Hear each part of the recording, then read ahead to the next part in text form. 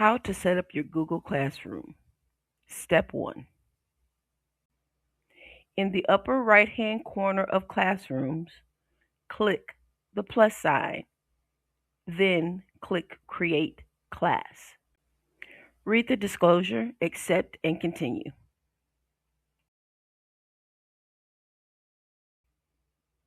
Under Create Class, choose your classroom name, section level, subject room, and then click Create.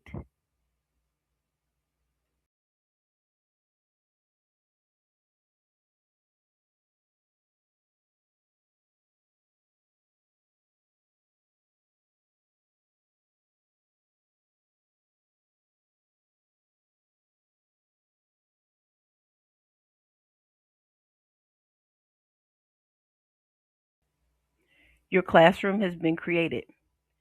Here you can review your class code, your invite code, and other options. Feel free to explore.